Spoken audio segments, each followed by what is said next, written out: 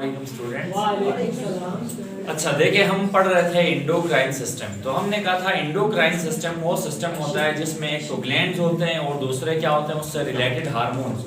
Pituitary gland यानी master gland हो गया था जो सारा तारे यानी हार्मोन्स को कंट्रोल कर रहा था। आज एक दूसरा जो ग्लैंड है हमारे पास उसको कहते हैं थायराइड ग्लैंड। क्या कहते हैं? Thyroid gland. स्टूडेंट, सबसे पहले ये बटरफ्लाई शेप होता है इस तरह का, और ये कहाँ होता है? आपके नेक रीजन में पाया जाता है। Largest gland in the human body, और ये कहाँ पाया जाता है? नेक रीजन में। और आपके लैरिंक्स के नीचे होता है। लैरिंक्स यानी वॉइस बॉक्स। अभी जैसे हमारी साउंड्स प्रोड्यूस हो रही है तो ये लैरिंक्स की वजह से हो रही है। अगर लैरिंक्स हमारे नेक में मौजूद नहीं होता तो ये आवाजें भी, साउंड्स भी प्रोड्यूस नहीं होते। तो लैरिंक्स के बिलो एक बटरफ्लाई शेप या एच शेप एक ग्लैंड है जिसको हम क्या कहते हैं स्टूडेंट्स? Thyroid gland. अब स्टूडेंट्स, डियर स्टूडेंट्स, याद रखिएगा कि अगर ये थायराइड ग्लैंड नहीं होता तो बहुत सारे रिलेटेड हमारे पास प्रॉब्लम्स होती। ठीक है।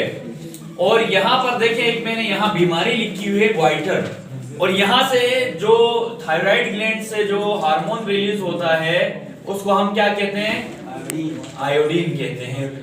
Iodine is secreted by the thyroid gland and iodine is very necessary. आप लोगों ने देखा होगा यहाँ हमारे जो गिलगित बल्तिस्तान के जीबी में कुछ गांव ऐसे हैं वहां का पानी के अंदर आयोडीन की कमी है, तो वहां के लोगों में एक डिजीजेस है, उनकी नेक में ऐसा लगता है किसी ने गेंद फंसाई हुई है अंदर, ऐसे लग रहा है गेंद अंदर फंसी हुई है, और उनका नेक कैसे हो जाता है।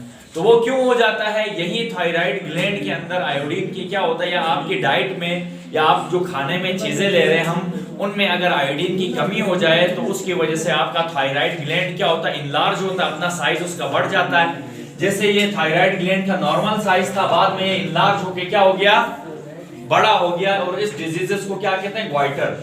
If a person lake iodine in diet, अगर किसी की डाइट में खाने में आयोडीन नहीं है, थायराइड ग्लैंड यानी ये हार्मोन नहीं बना सकेगा, जिसकी वजह से ये थायराइड ग्लैंड इनलार्ज हो जाता है, बड़ा हो जाता है, और इस डिजीजेस को हम क्या कहते हैं?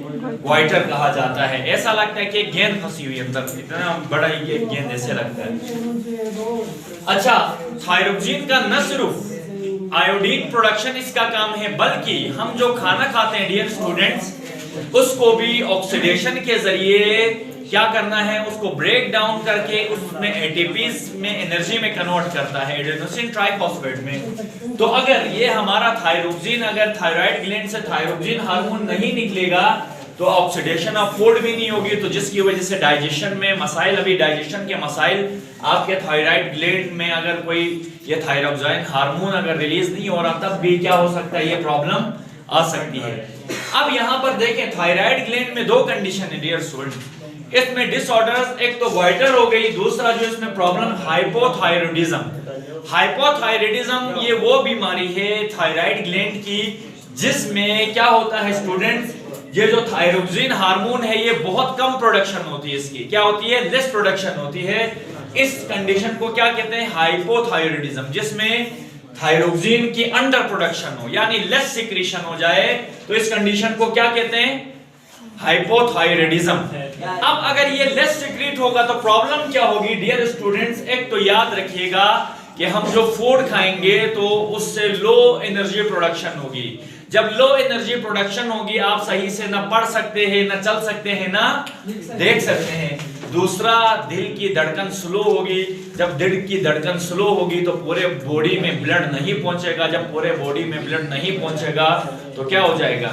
इसी को हम क्या कहते हैं? हाइपोथायरॉयडिज्म, जब लेस सिक्रीशन हो जाए। दूसरी एक कंडीशन है स्टूडेंट्स, उसको कहते हैं हाइपरथायरॉयडिज्म। हाइपरथायरॉयडिज्म में जितनी बॉडी को हार्मोन्स ये थायरोक्सिन चाहिए था उससे बहुत ज्यादा अमाउंट में ये क्या होता है? रिलीज होता है, यानी ओवर प्रोडक्शन हो जाती है। इसकी इस कंडीशन को क्या कहते हैं? हाइपरथायरॉयडिज्म कहा जाता है। क्या कहा जाता है? अब ज्यादा सिक्रेट होगा तो स्टूडेंट्स बहुत सारी प्रॉब्लम्स हमारी बॉडी में आएंगी। पहले क्या होगा? एनर्जी जितनी चाहिए थी उससे बहुत ज्यादा एनर्जी क्या होगी? Increase energy production.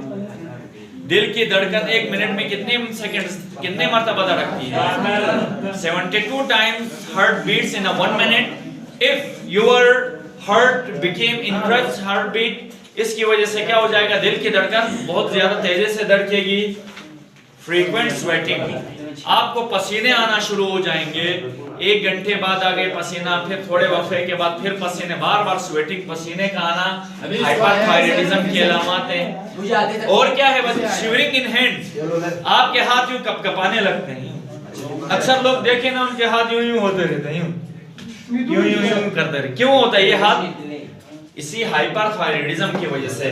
जब आपके अंदर ओवर प्रोडक्शन हो जाए, किसी का सर भी यूं यूं होता रहता है, क्यों होता है, ये हाइपरथायराइडिज्म। जैसे ये मैंने अक्सर बुजुर्ग खवातीन या जो बुजुर्ग हजरात होते हैं उनके सर को देखा वो यूं यूं होता है, तो वो उसमें यही मसाइल हो जाता है कि हाइपरथायराइड, आपके थायराइड ग्लैंड से थायराइड के ओवर प्रोडक्शन होता है।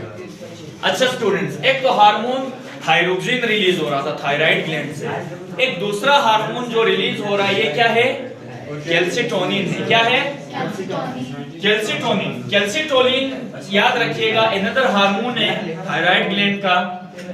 अब ये क्या करता है, इधर देखें, हमारे ये ब्लड वेसल है, इसके अंदर ये क्या है स्टूडेंट, ब्लड है। ब्लड के अंदर क्या होता है, कैल्शियम के आयंस होते हैं।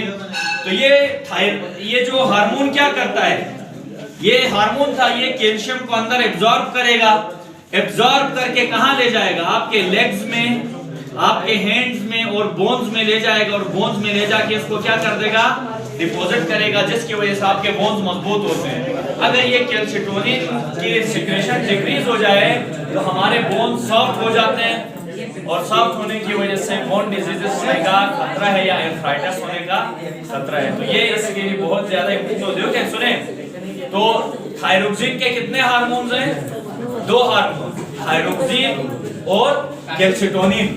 और इससे रिलेटेड बीमारियां कितनी है, क्वाइटर हो सकता है, दो एक कंडीशन हाइपोथायराइडिज्म और हाइपरथायराइडिज्म, और उसके इलामात भी हमने सिम्टम्स से बताए कि इनमें क्या इलामात होती है, हाइपरथायराइडिज्म हाइपोथायराइडिज्म को कैसे पहचानेंगे। तो नेक्स्ट उसके साथ फिर आएंगे।